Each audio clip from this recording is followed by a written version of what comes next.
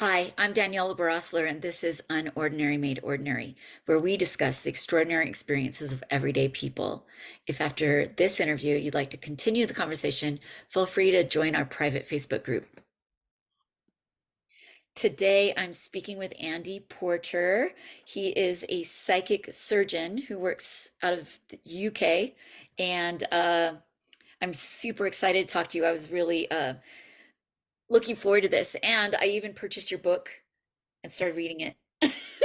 Fabulous. Well, thank you for that. Hopefully it'll be good. Or hopefully you might find it Um, interesting. I've already got through half of it and I am enjoying it. But thank you so much for being here with me today. Yeah, no, I'm glad to be here, Danielle. Great to talk to you. So can we start off a little bit with some of your background? I know in the book you do say that you you weren't you weren't very, I don't know, interested in the paranormal, or maybe you didn't believe in any of that. I don't know if you had any religious beliefs to start with, but why don't we start with some background and how it all started for you? Yeah, perfect. Yeah, so the sort of highlighted summary really is, from my perspective, I was not religious at all. So kind of born C of E, but I never really did religion at all. And then totally agnostic to all those sorts of things, and didn't really do the whole alien UFO ET thing. Paranormal people to me were just crazy people that needed to be locked away in cages, basically, was my kind of, crazy idea years ago.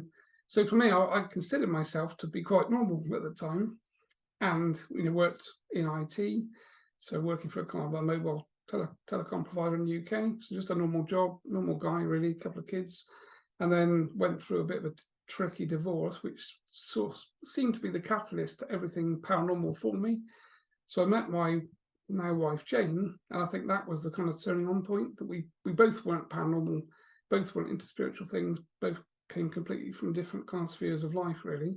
And obviously that joining together, obviously I know now, obviously it's a soul life, we've obviously been together every other life, and that was the catalyst to start this whole spiritual crazy world that I found myself in very quickly. And I think for me that was the big problem. Everything happened so quickly that I didn't really have time to assimilate into what was happening. So I moved house, was getting divorced, there was lots of things happening at the same time, and then I started off with goosebumps. Basically, as I walked into this new house that I bought, I get goosebumps back of my neck, down the spine. The whole "someone's walking on your grave" conversation. And I used to tell my friends, look, every time I go home, I get goosebumps. Like, what's going on? And of course, everyone thought it was just funny to start with, which it was to start with. And then things got progressively worse, to the point that I'd walk in the door of the house and I'd feel dark things, and I almost felt things walking through me. So it felt like as I moved around the house, I could feel things almost walking through my energy, really. I didn't understand it at the time. And I get goosebumps, and then I started to notice shadows moving around the rooms, and I'd be sat watching TV and I'd see a shadow out of the corner of my eye, and I'd sort of look and there'd be nothing there, of course. And that kind of happened for a couple of months, and then things started to get kind of more excessive, really. So again, things started to come into the bedroom with me, which weren't invited at the time, which I know might sound great to some people, but at the time for me, it was not ideal. And then obviously from there on in, things got worse. So, bed sheets started to lift up. I could see figures or forms of somebody or something climbing into bed. So I would jump out the other side, like screaming, basically, like, as you would. And I didn't know how to do anything about it, because, of course, you can shout at something that you can't see, but it doesn't actually have any impact. So I didn't know how to manage that whole scenario. So it was like living in a Hollywood horror film, except for me, it was real. Whereas when we watch these films and we think that they're funny and they're paranormal and they're designed to scare you, when you're living that life in reality, it's more scary than you would ever believe, really. So that carried on for quite some time. And then Jane started to come and stay with me, because she lived in a different part of the country, and she started to experience some of the same sorts of things. So she'd hear banging and crashing, and we'd go out onto the landing, there'd be nobody there, or things would be falling off in different rooms, so pictures would fall off the wall. It was just this whole catalogue of crazy things happening in this particular house. So and it kind of, that was back for like 6 months. I was kind of living like that, and obviously not It was getting only much six sleep. months. It was six Yeah, months yeah, but it was just and like it got every day, worse.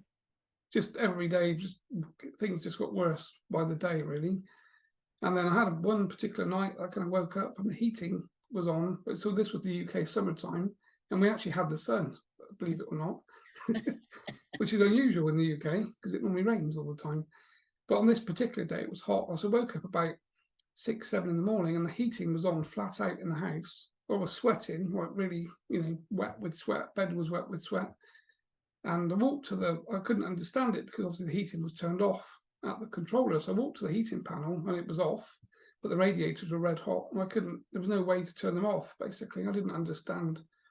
Again, I just assumed that the system had gone wrong or there was some sort of malfunction.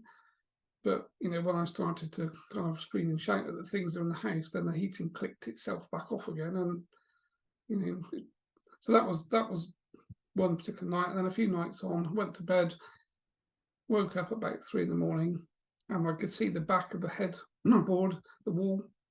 So I realised the foot of the bed was like 2 feet off the floor, and things had been trying to get into bed with me at the time. So I kind of shouted and screamed, and I basically did that man thing where you hide under the duvet.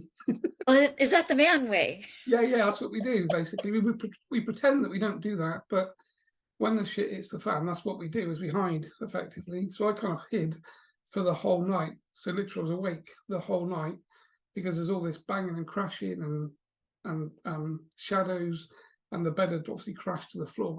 And then when I woke up in the morning, or didn't really wake up, but when I came to, I wondered if it had been some sort of crazy dream. And as I stepped out of bed, I had a laminate floor and I had casters on the bed feet.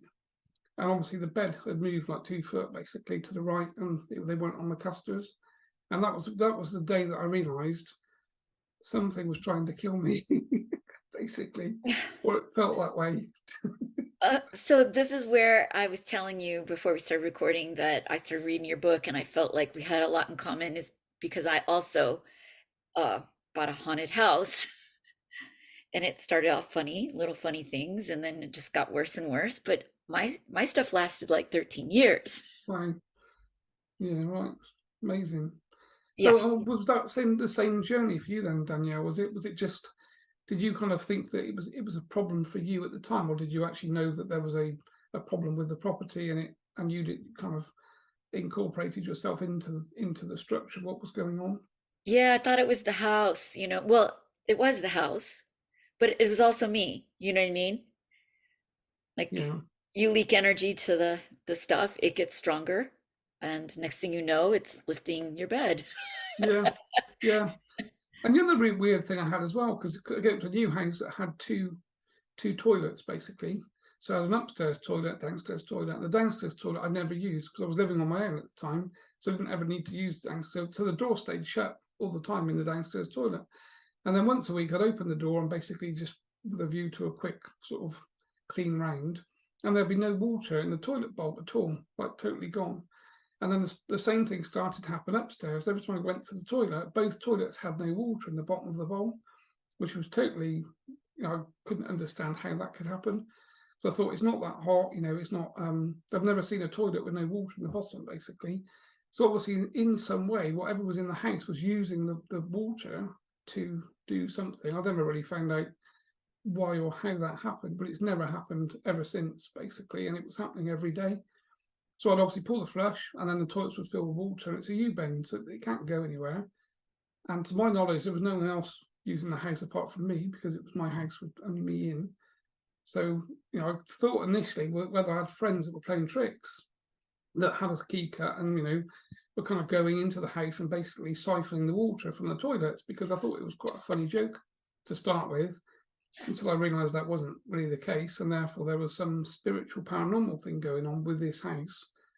And that was when I started to get more frightened about going home, basically, because of course I was on my own. So every time I opened the door after work, at night, I get goosebumps, start seeing all these visions, start hearing things. But in the end, I said to Jane, look, I think I'm basically losing the plot, but I don't know what to do.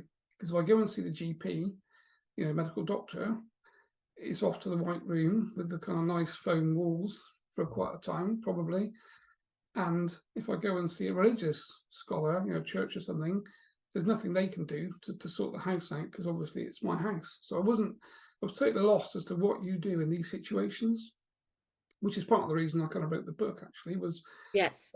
a book that's simple for people like me that were pretty simple, didn't understand all the terminology and the complicated spiritual stuff, but something you can pick up and read, and after like a few hours have some sort of idea on the new world that you sort of find yourself incorporated into. Yeah, no, I liked that you wrote the book with a bit of a sense of humor. It's not like a horror story, and the other, which I also wrote a book about my whole story as well, and I think I came at it with a sense of humor, because I'm not trying to write a scary book. But the other Yeah, thing that you mentioned in your book is that you felt that this ability to protect yourself is something that we should all be taught. Like maybe some of this math that we're learning in school, we never apply it in our day-to-day life, like calculus for me. I'm a tattoo artist. What yeah, do I right. need calculus for? I need to know how to protect myself. Yeah, exactly. And I think that's such a good point, actually, Danielle. I mean, from my understanding now is we're all spiritual beings. Basically, we're in a physical world, but there's the spiritual elements to that world. But we're totally ill-equipped to deal with any part of that as children and as adults as well. So we find ourselves in these situations whereby, if the spirit world comes knocking, you've got no idea, basically. And there aren't that many signposted people to go to either. That was my other problem. I had no idea how to find. I didn't know what was going on, so I didn't know where to look to find the answers, which was half the problem, really. And then Yeah. eventually, Jane had a lady that was a psychic that used to come into their hair salon. And the funny thing was, actually, Jane used to tell me at the time, well, we got this woman that comes in, and she's a bit kind of psychic, so we all don't really talk to her because they're all frightened of her, basically, because she was psychic. So she said, "Do you want to speak to her?" I said, "Yeah, yeah. Get me a number. I'll speak to her because, you know, if she understands what's happening, then I need to know that, obviously." And that was the start of the kind of signposting from person to person that tends to happen, doesn't it? When you've got a problem, you kind of attract someone into your space that you need the help from, and then they basically push somebody else into your path, and we continually point each other in different directions until eventually, we end up at the right place. And that was what kind of happened to me. So I eventually found a guy called Brian that only lived probably about 20 minutes from me, and he, funny enough, was a psychic surgeon, and he basically did what I do now. But of course, at the time, I didn't know that. I just went to see him every week, and we'd have a couple of sessions, and he'd teach me protection and explain some of the spiritual things to me. And I kind of assumed that once I'd learnt this stuff, I could just get back to my normal life because that was the plan, which of course never happened because that was like Well, 20 years ago. So yeah, that's hilarious because, well, I speak to a lot of people who've had near-death experiences, and those become this like huge spiritual awakening for them because they're on the other side and they see the truth of everything, and they come back and their life has changed. For you, it's this haunted house that becomes your spiritual awakening, and it was the same for me. So that's why, um, when I'm reading your book, I'm just sort of chuckling because I've been there with you yeah, the whole way. and I guess there's probably like thousands of us, basically, thousands of people like us that move house. And like you said earlier, actually, it kind of dawned on me quite a lot later, I guess, that the house wasn't actually the problem. It was me that was the problem.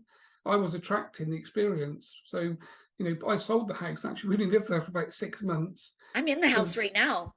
oh yeah, wow, wow. You've done better than me then, to be fair, because I ran away from my house. I couldn't just give it to somebody else. I was like, it felt bad, Yeah, I felt bad.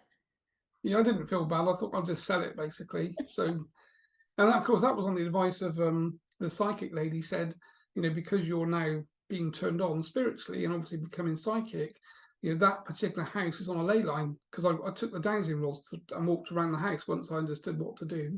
And of course, they opened up immediately when I got to the front door. So effectively, right through the middle of the house was like a kind of ley line that obviously spirit travel, which is Yeah. why it was a problem for me. But the funny thing is, Danielle, since we sold the house, the people that bought it from me still live there now. So like 20 years on, they're totally unaffected by all of the spiritual things that I kind of experienced whilst living there. So, My it's house kind is of on a line interesting. as well, and the Manson family lived in the guest house and did satanic rituals, which just Perfect. Yeah. made it much worse. Just what you don't need. Just, just exactly what you don't need at But all. then So I guess you were probably attracted there to resolve those problems and to heal and cleanse the land, I'm assuming. yeah, well, and we're sort of holding it down. You know what I mean? Yeah, right. Yeah. So you go from working with psychics to try to clear your house. And then how did you end up now where you are? Yeah, so the rest of the journey, really, I kind of became very interested in learning about this kind of concept of a spiritual world that seems to be able to interact with us, because obviously I was having quite severe interactions with it effectively. So I started to go to Glastonbury in the UK. That's quite a big spiritual hub. Oh, that's the And that's one of the Earth's chakras. yeah. So you've got the Is it well, the heart? Glastonbury Tower and stuff. So it's on the sort of St Michael line. So Glastonbury sort of is, a very pinpointed spiritual place. And of course, there's hundreds of bookshops and crystal shops and witchcraft shops and all sorts of things, basically. So it's all in one place. So for me, it was like, I need to go there because obviously, so I went to this bookshop. So I walked in, kind of dressed in my normal clothing, which is like jeans and a t-shirt. And there's obviously a lot of spiritual people in there with dreadlocks and all the whole spiritual clothing thing. And I felt completely out of place, really, to be honest, at the time. I thought, wow, this is a different world, like literally. They're even dressed differently, type thing. I feel like you and I might need makeovers. We need dreadlocks and Yeah, exactly. Yeah, bandanas and, yeah. Have a kind of dress change. So I was looking around this shop and there's books on Satanism and all sorts of things I'd never heard of, no idea what was going on. And I just happened to walk past a book on esoteric things. And this book, it was a book by David Icke, actually came out of the bookshelf to my hand.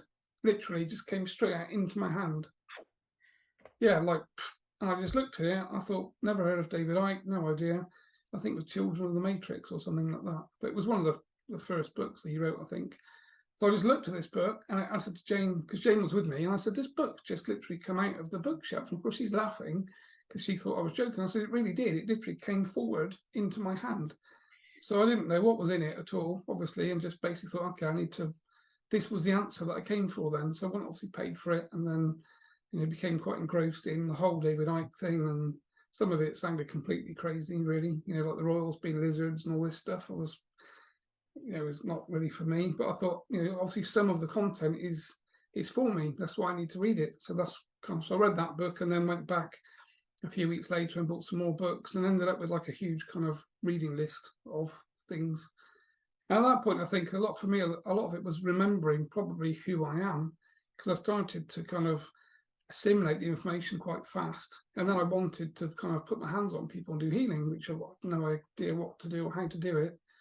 So I started to do that and obviously get quite good results. And then I kind of did like a crystal healing course and then a meditation course and then a psychic development course and then a trance course. And then I was doing Reiki at the same time. And as part of the Reiki master, the lady that was teaching me said, there's a little Chinese guy here calling himself Chen, and he's laughing, saying that he'll work with you for the rest of your life. And I just laughed because I thought, this is just bizarre, basically.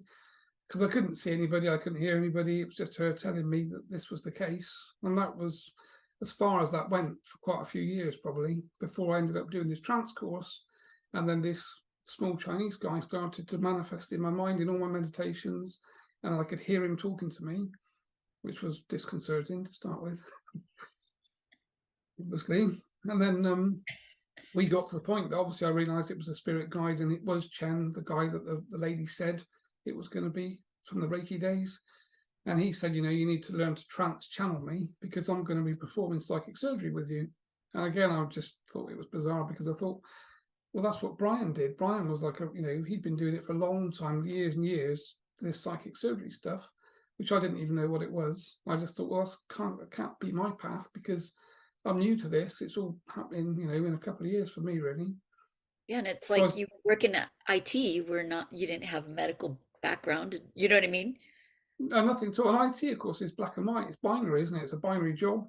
So, if things break, you fix them. It's all computer based. It's kind of, there is no esoteric aspect of anything to do with that job. And there is, most IT people tend to wear, trousers that are too short with kind of, plimsoll-y sandals, and they tend to stand out from the crowd, don't they? An IT worker looks somewhat different to most people in the kind of general concept. So it wasn't really in my bag at the time, particularly to be doing this spiritual stuff. But so I found a trance workshop, started to go along to that, and then Chen would come through and I'd black out completely. And then the people in the room said, wow, this little Chinese guy comes through and talks to us and stands up, and he was walking around the room, and I'm just sort of looking. I said, can you record it? Because I had no recollection of anything that happened at all. And then, of course, a few of them I'd go the next week, and then we were busy recording each other as guides came in and talked and things. And I still wasn't really sure what was happening, but it seemed to be real to me. And obviously the people I was working with, one of them was quite famous medium. So he was on TV. So he was kind of guiding me to say, just go with it. It's kind of supposed to be happening, and obviously it's right. And then I'd come back and tell Jane, and she'd just laugh and we go to bed. So, it'd be like, so I kind of go to the meditation, the trance meditation after work, eat my tea and eat sandwiches in the car, be racing to get there, spend 2 or 3 hours there, come home at like 10:30 and say to Jane, well, this guy Chen's come in again and he's talking to everybody. And she'd go, okay, yeah, cool. And then we'd also go to bed at 11 o'clock. So there was no concept that this was going to be quite a thing for us at all at the time, really. And then obviously fast forwarding from there, I started to then have people come to see me. Chen we had a shed in the garden, just a little tiny wooden shed that we've sort of decorated with some spiritual stuff, really, and put a bench up. And it was really cold because, of course, it's the UK, so the weather's always shit generally. So people would come in coats and things, would lie on this couch, and I'd kind of let Chen take over, and he'd put his hands on them and just talk to them, and then they'd leave, in a better state than they came generally. And then, of course, more people started to come. So I wasn't really sure how I was attracting these people. I didn't know whether I was finding them, because they recommend somebody to somebody else, and it started to get quite busy. So then I kind of set a website up, and from the website, then everything just sort of revolved around what started off as hands-on healing for physical problems, turned into people that were coming with schizophrenia that were hearing voices. And Chen was clearing and removing demonic entities from people and talking to them, which was a The bit voices they were hearing were normally, like psychologists say, that somebody's got schizophrenia, they're hearing like their personality has fragmented or yeah. something and that's not what it was. It was demons in their body. Well, some of them were demonic entities that So I mean, the whole schizophrenia thing is that auditory voice hallucination, AVH, I think it's called in the medical world. So again, where people can sub-fragment their personalities with dissociative disorders, that type of thing. So I think there is the medical side of schizophrenia and personality disorder. But if it's a spiritual problem and people are hearing voices, if that problem is spiritual, then of course they can be cleared and removed and the voices stop. So I started to have these people come and they walk out voice free. And what if it was the psychological disorder? Does Chen also do something for that? at the time, the only people that I really saw were people that had a spiritual possession problem, and Chen would clear them and they generally get better. So we weren't really seeing people that were coming from a mental health perspective. It was spiritual problems, really. Yeah. And a couple of times I remember Chen, because I could at the time I could kind of distantly hear the conversation. So when he comes in and takes over, it's like I'm miles away and the sound's really low volume, but I could kind of hear. And he was talking to some entity like they were best friends, and they were saying, "Oh, I haven't seen you for thousands of years." And there was this bizarre conversation going on between this entity, basically, and Chen. And then eventually Chen said, well, the way that we work is we give you the opportunity to basically detach yourself from the client's, etheric field and leave them. Or if you don't do that by choice, we'll forcibly remove you and then move you into a different dimension. And I was like, wow, this is even more bizarre than normal, really. And that's what happened. So this entity said, okay, I don't, I'm happy to stay on Earth if you just let me go effectively, and I won't reattach to this particular person. But they all attach to somebody else. Well, that's the problem, I guess. At that point in time, I think the way things work now is when they're removed, they're properly cleared from this whole space, from planet Earth effectively. But at the time, Chen just let this entity detach and left. And I came back in and I'm looking at this guy, and he jumped up, his eyes had changed colour, and he's just looking around and he's sort of listening for a voice. And he said, I can't hear a voice at all. And we just sat there laughing because I didn't know what had happened. He had no idea really what had happened. And I had Chen talking to me, saying, oh, this is really good. And So he was obviously really pleased that whatever he did worked, but the two of us were unsure as to what exactly had happened. And then, of course, he was obviously on, you know, groups of people that were hearing voices, schizophrenia. So he started to tell other people to come and see me. So next thing you know, people are sort of coming from all over the country to see me to have this session. So it kind of it took off in that direction, even though it wasn't a direction that I was planning to go in particularly. And Jane was particularly uncomfortable with the whole thing because, you know, some of these entities aren't particularly pleasant. And most of them are telling you that they're going to kill you and your family if you continue to do this stuff. So there was an element of, you know, are you stepping on landmines every time you do this type of thing? And Right. then one particular time, the guy lying on the bed basically grabbed me by the throat and tried to strangle me, literally. And he wasn't trying to strangle me, he was actually strangling me because I couldn't breathe. So big red hand marks around my neck, and you know, I was literally struggling to get my breath. And I thought, wow, this is going to be me, you know, in my little shed in the bottom of the garden, strangled by, you know, a guy with schizophrenia, basically. Who was possessed? He was possessed, yeah. So he had a pretty nasty demonic entity possessing him at the time. Why didn't Chen And get rid of him before he got your neck? well, that was the thing. So Chen hadn't really come in properly. I was still going through my little process of, you know, I do like a little meditation, then check it's Chen. So I'm asking 3 times if he's from the highest light, and then I'm checking I'm stopping. So I was in that process, and the guy's already on the bed. And next thing you know, his hands are up and they're kind of wrapped around my throat. And, you know, I was kind of screaming in my mind for help, obviously, because I thought, you know, there's not that long you can hold your breath for if you're not expecting to hold your breath. No, it's seconds. Yeah, I believe. Yeah, so it felt like it was, you know, hours to me, but it was probably like 10 seconds or something. But eventually, Chen came in immediately, took over. This guy's hands dropped to the bed, and then Chen continued to talk to what was with him, cleared it. And then, of course, he was really Was that embarrassed because another good old friend of Chen's from the past? I guess it probably was. I don't really remember now, but I remember when the guy came back, he said, "Why have you got a red neck?" I said, "Because you tried to strangle me." He had no recollection of that at all, and you know, it's bizarre, really.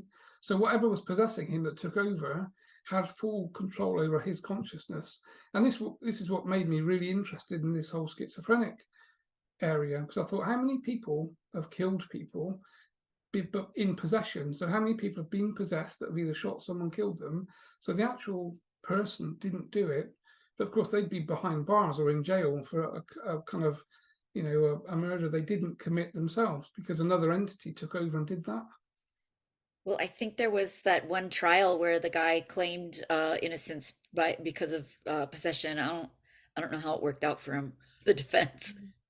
But the problem is because we can't prove that spirit exists, you can't kind of prove that type of thing. It's kind of unprovable, I guess, isn't it, in the current, you know, legal system Yeah. or legal framework. But I mean, that was where I became so kind of interested. And then I started to work with Dr. Terence Palmer. So he was researching the whole area of schizophrenia and auditory voice hallucination, and we kind of teamed up and kind of developed this process of spirit release together, really, over kind of, well, from 2011. So sort of 12 years, we were sort of 10, 12 years, we were working together to do that type of thing. And he was convinced, he wrote quite a lot of papers on, you know, is he mad, possessed, or controlled in that way. So he was really interested in how many people were in prison that didn't actually commit the thing that they were in prison for. And he wanted to go and interview people that have committed atrocious crimes to see, you know, did they do it themselves? Would they actually admit that they did it, or would they say that they have no recollection of doing it, in which case they could have been possessed when they did that? Which has been quite an interesting kind of conversation, It's really. it's interesting. I'm wondering how many, like what percentage of people have perhaps psychological disorder and how many of those are actually spirit involved and how Yeah, much are I not, think or even physical problems like health problems that are not psychological. yeah, and that's the thing that she said, you know, because we obviously work in that way with the psychic surgery thing. When we detach and remove negative entities and discarnate spirit, people have physical problems that go.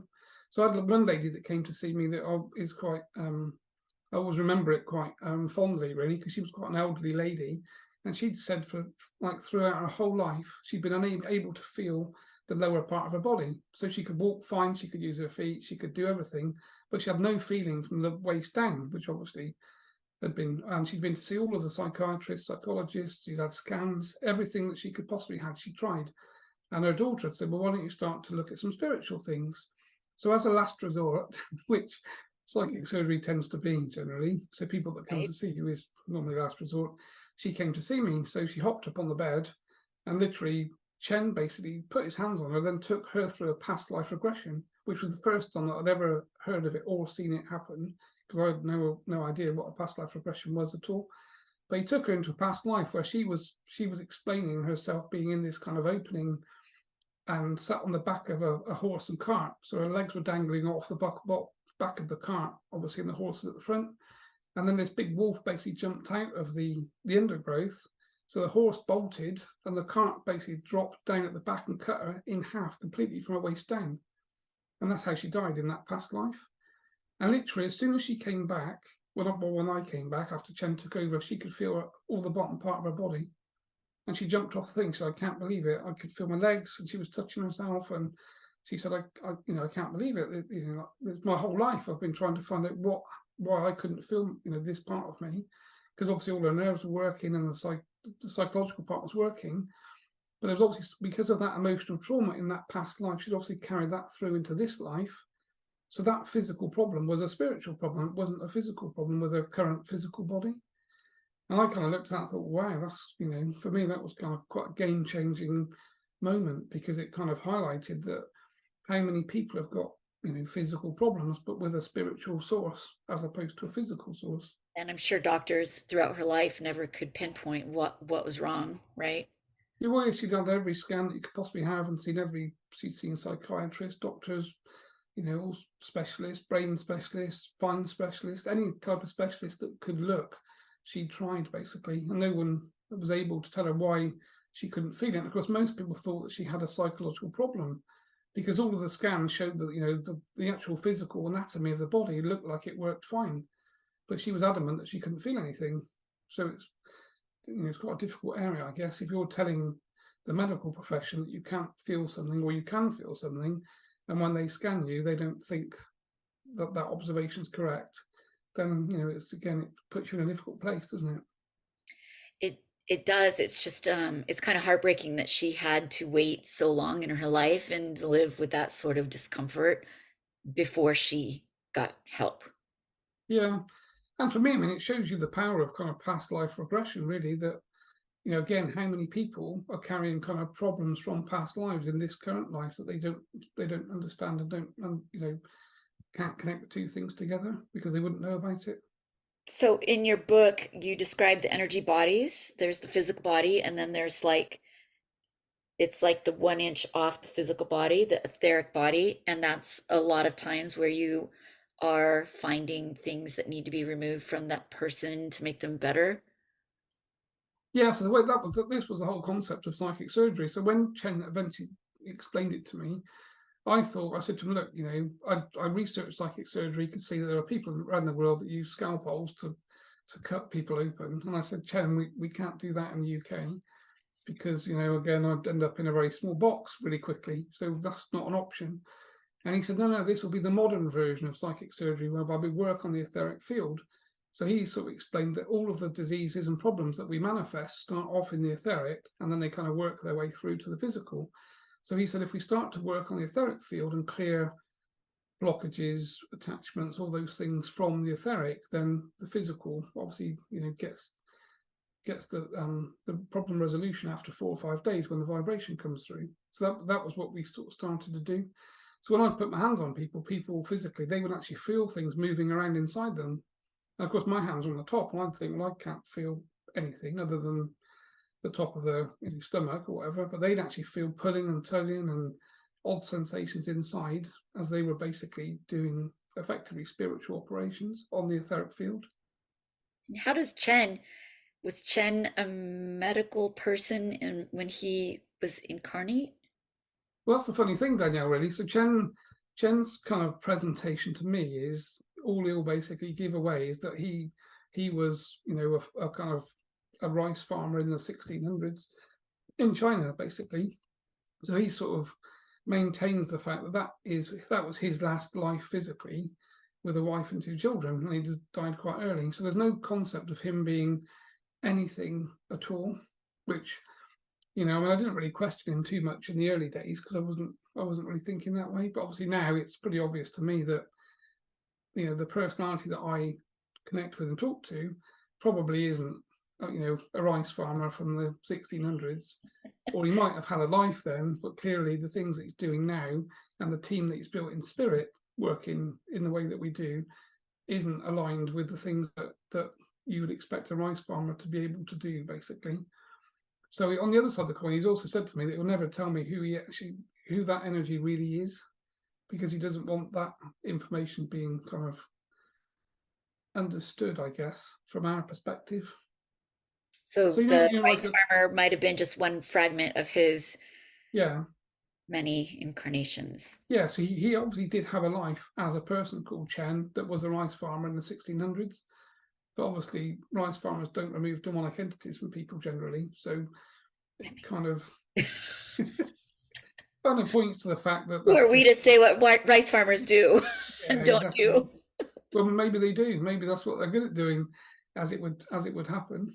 And obviously, Huh. over the last kind of 10 years, he's put together quite a big team, spiritual team, which is when I was connected with Terry and we were working together.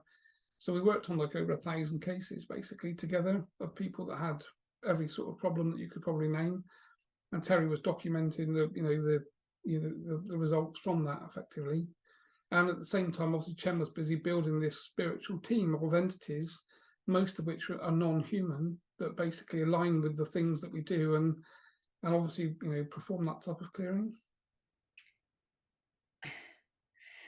So I first reached out to you because somebody had forwarded me the little report you gave them after one of your healings or surgeries, and it was so intensive, like 1 negative entity found and cleared from the etheric field, 3 discarnate earthbound spirits found and cleared.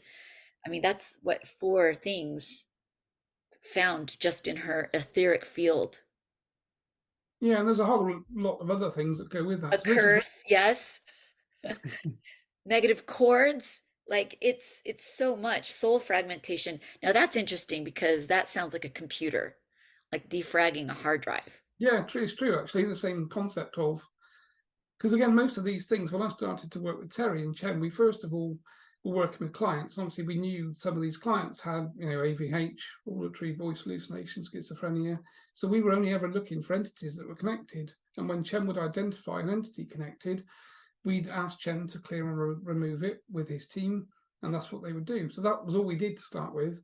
And then we had a few clients that would say, okay, well, but I'm still hearing voices after you've cleared and removed, you know, whatever entity. So we'd rescan them again, and then I'd look and say to Chen, well, I can see other things connected. So then I'd start talking to the other things, which then became earthbounds. So then, of course, that from a medium perspective, I could enter into conversation with them, ask them why they were with the person, you know, how they got connected to that person. And then we'd ask Chen to clear and remove the earthbounds. And then they'd report back and say, oh, the voices have stopped. We thought, okay, so there's 2 things we need to look for, entities and then earthbounds.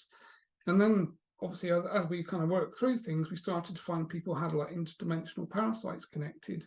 So almost like negative, almost like fleas on a dog, basically, that don't cause a massive problem, but they do kind of suck your energy and drain your energy.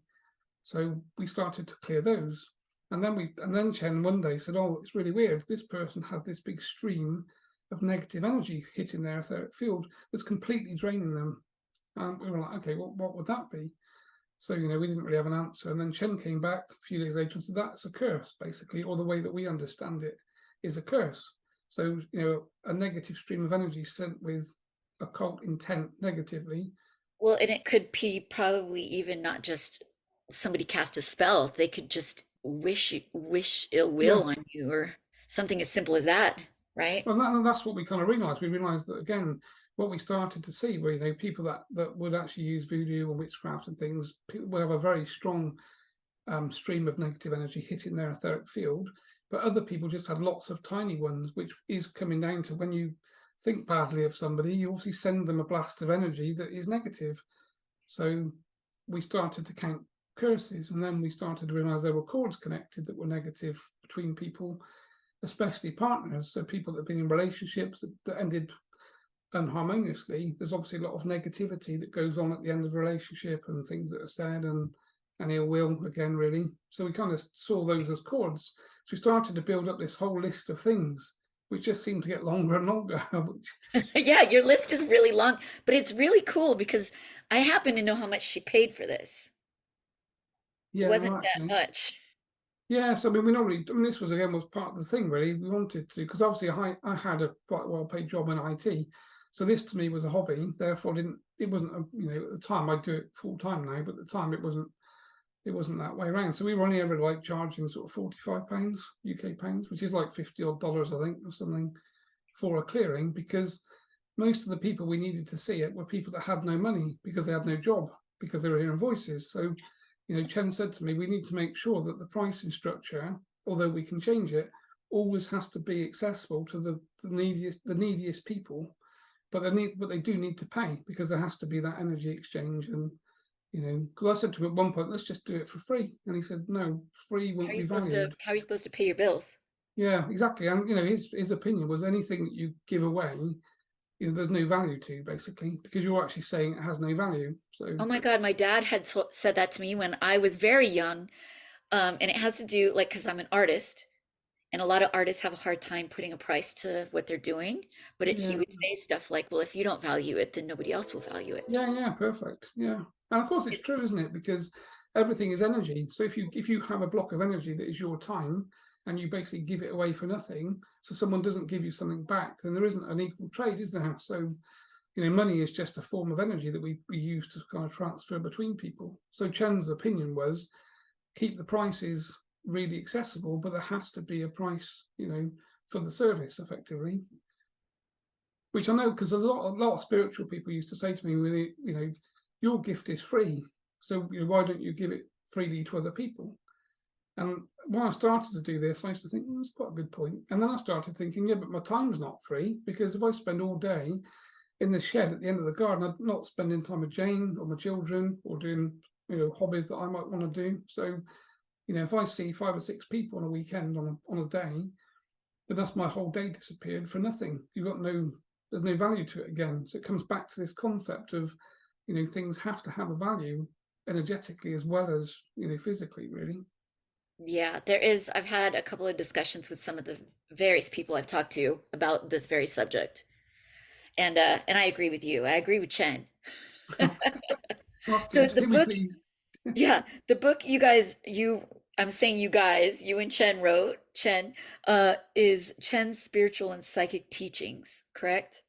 Yeah, so the idea was basically that we had sort of my part of it. So when I wrote the book, I wanted to make it simple for people like me at the time that didn't really understand what the spiritual world encompassed, but I also wanted to have Chen's opinion. So that's why each section we've got the my bit and then Chen's channeling, effectively. Yeah, and it's got that cute logo of one person whispering to another person at the top, which is Yeah, really yeah. great. I did notice that sometime when you're writing and you talk about yourself as the I this and I that, it does switch to start talking you about you in a second person. Yeah, right. Like as us. Probably you go back and forth a little bit. Yeah, right. Well, the funny thing, Danielle, really, that book was written on holiday. So we actually went on holiday, Jane and I, for a couple of weeks to Spain. And at the time, I was talking to Chen all the time. So I thought, right, what I'll do is I'll sit on the end of the sun lounger, while Jane's sunbathing next to me, and I just grabbed a pen. And I just started to write, and literally, he would come through and just literally give me a whole section in about 3 minutes. I just write it all, misspelt, everything, just literally bosh, and then finish and think, wow, that was a whole kind of section. So for the course of that holiday, that's how that book got wrote, really. It got wrote in kind of 2 minutes flat. And then it took me longer to actually do my part and then try and spell check it and all the other things. But the actual information that came through from Chen came through so quickly that I wasn't able to keep up with him. So my conscious mind was just writing down the words as they came, which were fast. And I said to him, could we not slow it down? And he said, no, because if I slow it down, you'll consciously start to change the information. But if it comes so fast that your mind can't keep up, then all you can do is write down what you hear. and I won't be able. And of course, when you're writing it down, you're not reading it back to yourself at the same time. So it was only when we'd finished, I'd then read what he said and think, oh, that sounds quite good.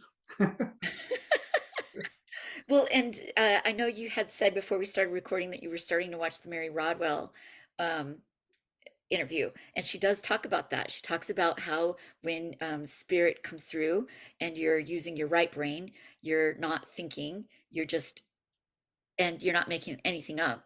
But once you start thinking and using the other side, you have more possibility of altering Yeah, the I guess that's the message. thing, isn't it? Yeah, and that's the thing. I think that's the bigger problem for most people that are psychic or mediums. Really, is knowing which part of the information is coming from you subconsciously, and which part is the channel part that's coming from spirit that you're not really adulterating at all. And Yeah. that's part of the qualification of the job, I guess, isn't it? Really? Well, I started reading the book, but I haven't gotten through the whole thing. And it says in the description that your book covers ET involvement in human evolution. Yeah, yeah. Do you remember what Chen said about that? I don't remember what's in the book because I wrote the book about 15 years ago. But I know what his opinion is now, which obviously is probably the same as what's in the book, I would imagine, really. So I mean, his opinion is obviously. So we're talking about evolution being as the species, human species, sort of thing. Yeah. Yeah. So I mean, his take is basically that we're kind of we didn't evolve from apes at all. So I mean, he laughs about it because it comes up occasionally. People ask him and say, what's your theory of evolution? And he said, well, if humans evolved from monkeys, there wouldn't be monkeys now, right? Would there? Because all the monkeys on the planet you evolved from to become human. So why would there still be monkeys? Because clearly that doesn't really work. So he sort of laughs at the concept of evolution. And his take is obviously that we were effectively, created by an ET species, basically. And, that's why we've got the kind of monkey ape species that we see.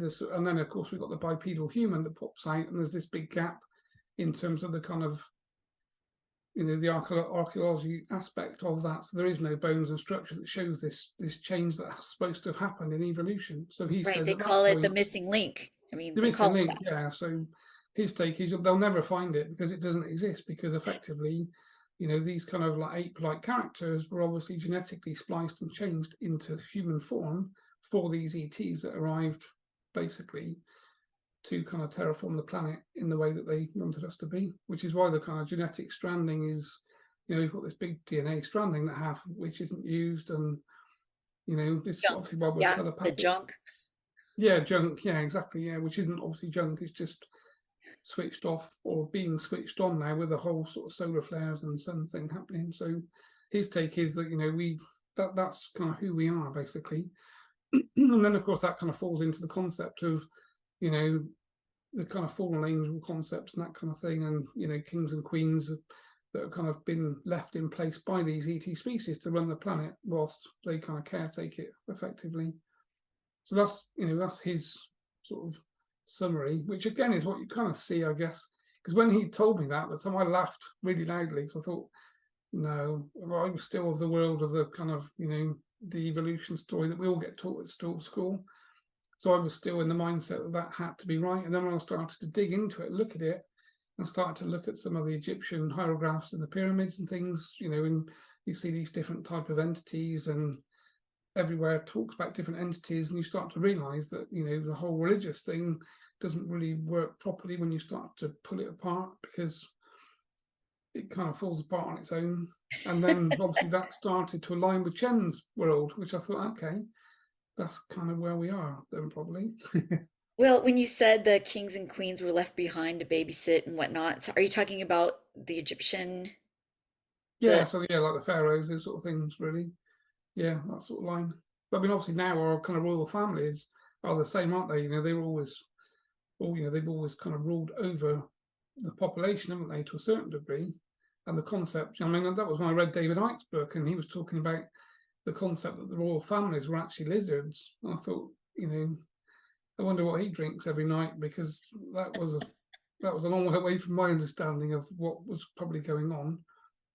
But of course, the way that I see the world now is obviously quite differently. So I kind of see humans as human people, but there's lots of interdimensional entities with people that control them, possess them, that kind of thing, which is obviously where we work. We work in that space of clearing negative things that are either attached to someone possessing them or whatever. So, you know, for me, that the concept that some of the powerful people on the planet are probably being controlled by negative entities is my space, really.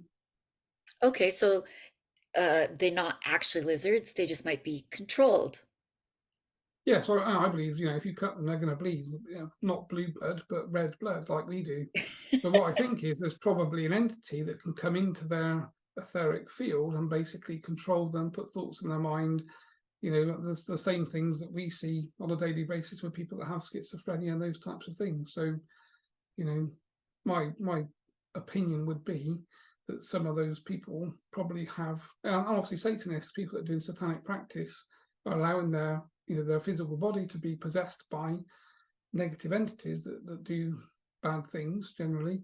And obviously there's lots of organizations and groups on the planet that are probably working from a satanic basis somewhere along the line, which again we don't tend to see on the foreground, but I think it's, you know, it's coming to light, isn't it, in the media now, that some of these people are doing bad things, and it's kind of being highlighted.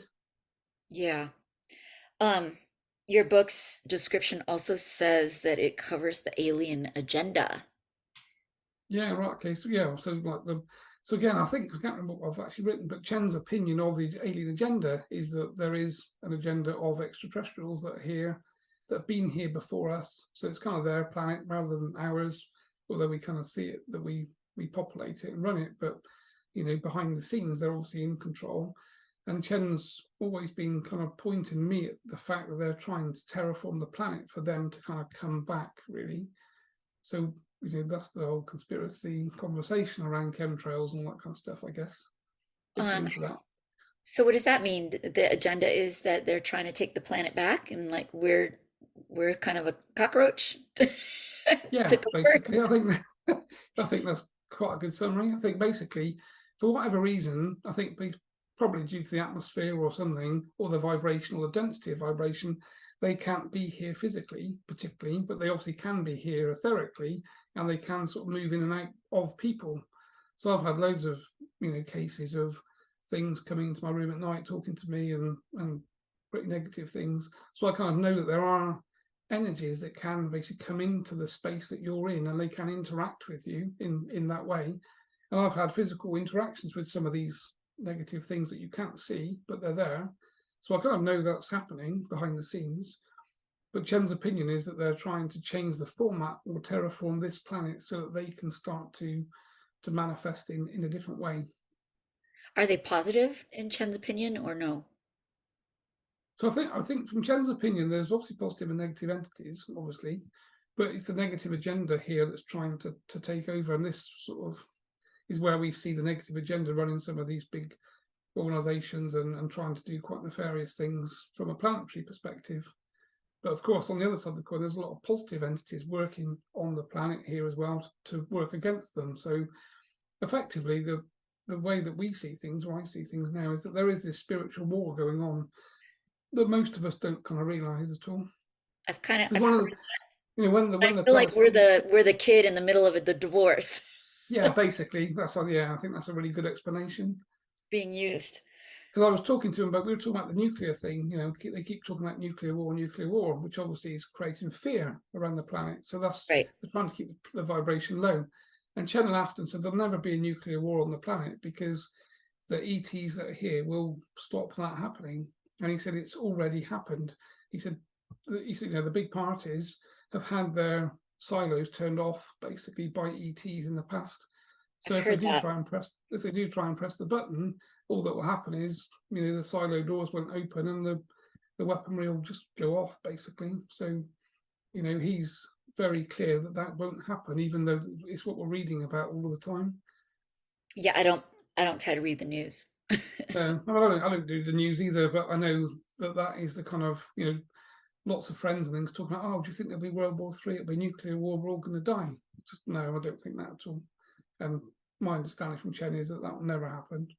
But of course, what it is doing is creating lots of fear for lots of people. So it's keeping their vibration down and Yeah. trying to keep the planet's vibration down, which is the agenda, basically. Yeah. Um, I think you had a chapter on the end of old energetic construct. Is that about a matrix I or? think that was about how this, yeah, so the 3D is kind of falling apart effectively, and we're ascending into a different vibration. So this is how the old construct, so all of the old things that used to work will stop working. So if you look at kind of corporations, the way they treat people and run their corporations, which is through greed generally and negativity, that whole construct will start to fail because people won't want to work for those companies, and lots of the younger people coming in won't work with those companies. They won't do that type of job. There's a lot more conscious choice about the things that we do. So again, the whole sort of veganism, vegetarian thing kind of happening through science, through my pen around. But in I'm terms throwing of my sort pen of around too. exactly just somersaults across. Yeah, so the way we treat animals and things, that whole conscious awareness is we are seeing it change. And that's what Chen talked about kind of 10 years ago. This will be the end. This is the end of that old construct, whereby we become more consciously aware, and these other entities are actually starting to show themselves and work with us. I wanted to, because I saw that you have a chapter on animals, and I was really wanting to hear about that. Because I've been vegetarian 25 years and I love animals. Yeah, well, I think that's the thing. I did the whole vegetarian thing for probably 7 years or something when I was first doing this psychic work, because Chen said to me, basically, I want you to be a vegetarian before we work together, which was, he told me, it was all about clearing my energy field and vibration. But it turned out it was just a test to see if I would actually do it or not, because he actually wanted to see if I'd commit to doing it to then work with me. So it was kind of slightly different in the way that he approached it. But yeah, so I think the general gist is that obviously animals are, are living entities, living beings like us. And although we're kind of designed to assimilate them, all animals eat something else. That every species eats another species, isn't it, basically? So each animal is a predator to something else, and it digests them for food. So, and obviously we're in that same way. But Chen was sort of explaining that as our psychology changes, we'll start to manifest ourselves in a different way. We won't need meat and protein to live, basically. So we'll be able to start to digest vegetables and fruit and those sorts of things, but assimilate them into our bodies in a different way. So where our bodies will actually evolve to not need animal meat, and also the conscious aspect. Because he sort of said, one of the things he sort of made me think actually quite a long time ago, which is part of when I was vegetarian at the time, said, if you think of like an animal in the old world, before this kind of productionized world that we live in now, people had their own animals that they looked after, that were on their own, kind of in their own backyards, if you like. And then when that chicken or or goat or cow was required for food, they would slaughter it in a good way, in its place that was happy and the vibration was good, and therefore they'd assimilate that into them with quite a high vibrating, or from a high vibrational perspective. But if you look now, the way that we treat animals, we haul them into lorries, ship them off to abattoirs. They all know what's happening because they can obviously sense the fear. So they're in this massive state of fear before they're killed. And then when they are killed, that obviously level of low vibrating fear is in their blood, which then, of course, we go to a supermarket and buy a piece of meat that's been nicely packaged. But chance, if you could see the vibrational aspect of it, you'd never touch it, because as soon as you ingest it into you, it's going to bring your vibration right down because it's vibrating negatively with fear. And of course, the more meat you eat, then the lower vibration you're going to have, because it's going to be continually bringing your vibration down.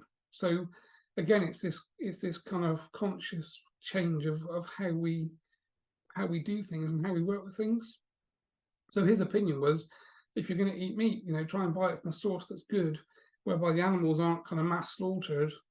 Go and buy it from a local farm shop or somewhere where the farmers actually treat the animals with love and respect before they're killed. And that way the vibration of the animal will be so much higher that you ingest, rather than the cheapest,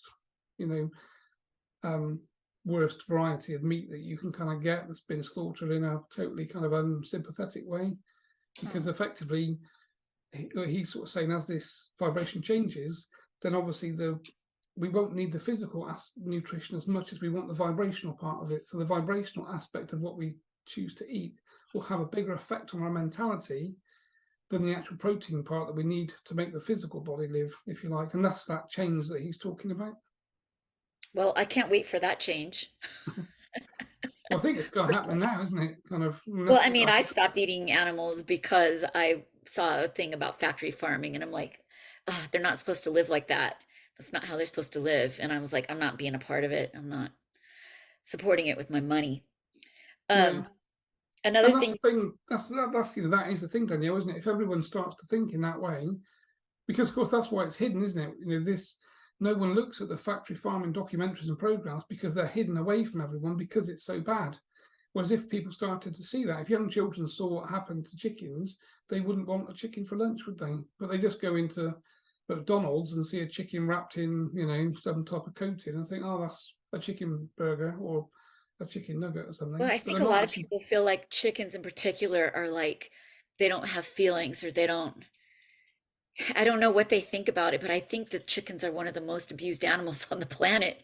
Yeah. So it's very sad to me. And of Uh, course, they only have a very short lifespan, don't they? Because from the time they're hatched, they're obviously fed with steroids to make them big as fast as they can, and then they're obviously dispatched pretty quickly. So and then people wonder why they're big. It's like, well, you're yeah, eating the steroids that the I goes down know. the food chain. And this is the thing. I think this is where the conscious awareness is starting to change. I sort of feel like it's percolating into spiritual people are starting to understand the concepts, and then they're talking to other people, and then the general population is kind of a bit behind generally because they're not spiritual. So it's almost like we're kind of expected to lead the way and to provide this information, and then let people start to make choices based upon conscious awareness rather than generally greed and money, which is why animals are treated so badly, isn't it? Because it's about profit and money generally. Right. The last thing I think that I was interested in covering today was you have a chapter on karma. Now, I think there's a lot of confusion about karma. Yeah, right. Okay. Do you want me to tell you about my version of it or your version of it, or? Well, what does Chen say? Yeah, right. Okay. So I mean, Does it yeah. align So with yours? well, mine. I think I've aligned with him obviously because he's effectively kind of gives me his opinion, and I think I don't always agree with everything he says. So I think that's But you seem to come around eventually.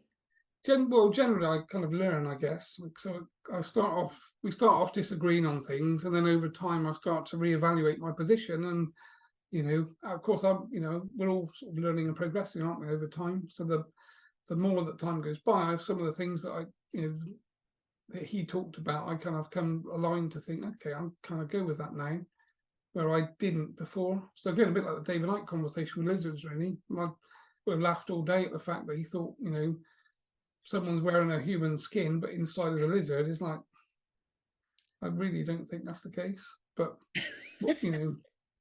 but other people do, don't they? Some people believe that's the case, that, Yeah.